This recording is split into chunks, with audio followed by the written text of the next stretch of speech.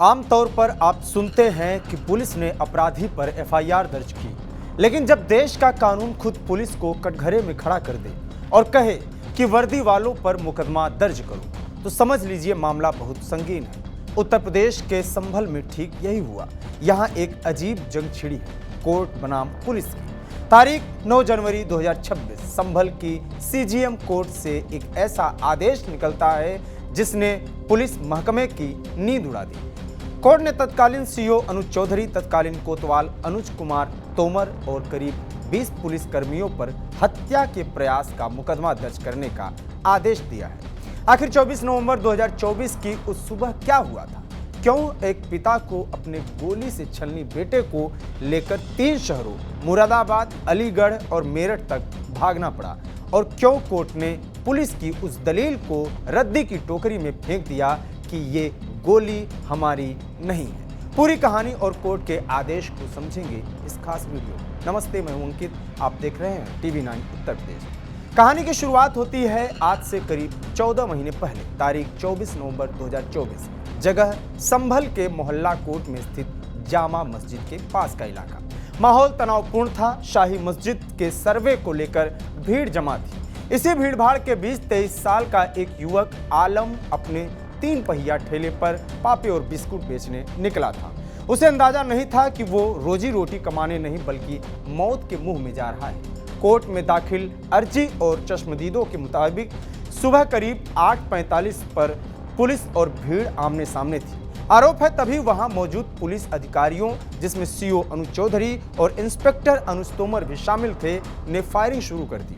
आलम अपनी जान बचाने के लिए ठेला छोड़कर भागा, लेकिन भागते हुए उसे 3 गोलियां लगी। 2 गोलियां पीठ में और 1 गोली हाथ में। पीठ में गोली लगना भी इस बात का इशारा करता है कि वो भाग रहा था, ना कि अटैकिंग मोड में था। गोली लगने के बाद जो हुआ वो हमारे सिस्टम के मुंह पर एक तमाचा है। आलम के पिता यामीन ने कोर्ट को जो बताया वो रूह कपाने वाला है। घायल बेटे को लेकर पिता सरकारी अस्पताल पहुंचा, लेकिन आरोप है कि पुलिस के डर से डॉक्टरों ने हाथ खड़े कर दिए। पिता बेटे को लेकर मुरादाबाद भागा, वहां भर्ती नहीं किया गया। फिर अलीगढ़ गया, वहां भी मना कर दिया गया। कहा गया कि प्रशासन ने संभल के घायलों को भर्ती करने से मना कर रखा है। जरा सोचिए उस पिता की बेबसी, जिसका बेटा खून से लथपथ है और कोई अस्पताल उसे छूने को तैयार नहीं है। आखिरकार 3 दिन तक बेटे को घर में छुपाने के बाद उन्होंने मेरठ के क्रिटिकल केयर हॉस्पिटल में पहचान छिपाकर उसे भर्ती कराया। वहां डॉक्टर नवीन गर्ग और डॉक्टर यूनुस अहमद ने ऑपरेशन किया और शरीर से वो राज बाहर निकला जिसे पुलिस छिपाना चाहती थी, यानी बुलेट। अब आते हैं इस केस के सबसे अहम कानूनी मोड़ पर। जब मामला कोर्ट पहुंचा तो संभल पुलिस ने खुद को बचाने के लिए एक अजीब तर्क दिया।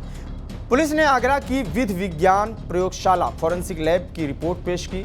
पुलिस का तर्क था जनाब आलम के शरीर से जो गोली निकली वो .32 बोर यानी 7.65 mm की है और यूपी पुलिस इस बोर के हथियार का इस्तेमाल नहीं करती, इसलिए गोली हमने नहीं भीड़ में से किसी ने मारी है। लेकिन सीजीएम विभांशु सुधीर ने पुलिस की इस कहानी में एक बड़ा झोल पकड़ लिया।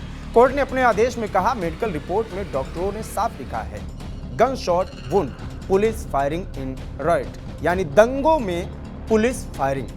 कोर्ट ने कहा पीड़ित के पीठ में गोली लगी है और सबसे बड़ी बात कोर्ट ने कहा पीड़ित ही बता सकता है कि उसे गोली किसने मारी।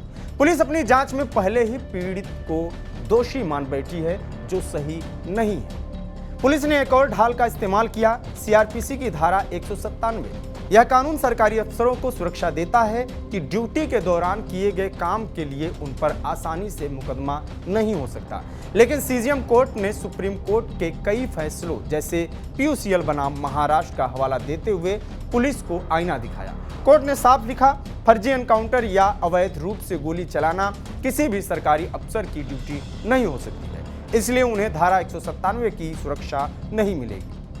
कोर्ट ने आदेश दिया कि थाना प्रभारी संभल तुरंत मुकदमा दर्ज करें, 7 दिनों के भीतर एफआईआर की कॉपी कोर्ट में पेश करें, जांच किसी निष्पक्ष एजेंसी या वरिष्ठ अधिकारी से कराई जाए।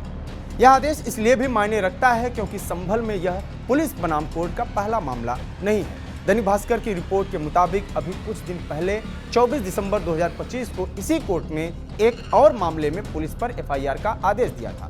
मामला था ओमवीर का, जिसे पुलिस ने डकैती के केस में फंसाया था, जबकि वो उस वक्त जेल में बंद था।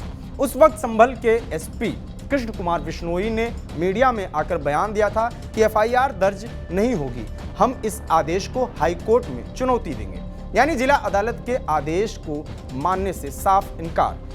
अब शाही मस्जिद हिंसा मामले में भी एएसपी अनुज चौधरी, जो उस वक्त सीओ थे, और इंस्पेक्टर पर गाज गिरी है। सवाल यह है, क्या इस बार भी संभल पुलिस कोर्ट के आदेश को चैलेंज करेगी? जवाब है हाँ।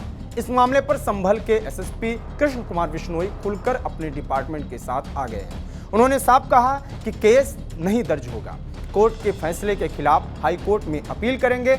अनुज चौधरी अभी प्रमोशन पाकर फिरोजाबाद में अपर पुलिस अधीक्षक ग्रामीण के पद पर तैनात, जिनके ऊपर ये मामला है। लेकिन संभल का ये मामला पीड़ित आलम तक नहीं है। मस्जिद के सर्वेक्षण के दौरान 24 नवंबर 2024 के दिन 4 युवकों की मौत भी हुई थी, जबकि कई पुलिसकर्मी और प्रशासनिक अधिकारी घायल हुए थे।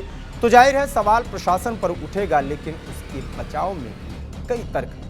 जिस पुलिस ने आलम को दंगाई बताकर उस वक्त 8 मुकदमे एफआईआर 333 2024 आदि लाद दिए, क्या वो पुलिस अब निष्पक्ष होकर अपने ही एएसपी के खिलाफ जांच कर पाएगी? ये भी एक बड़ा सवाल है। और सवाल यह भी है कि दंगा के बीच फंसे पुलिस वालों को किस परिस्थिति में गोली चलानी पड़ी। फिलहाल देखना होगा इस केस में आगे क्या होता है।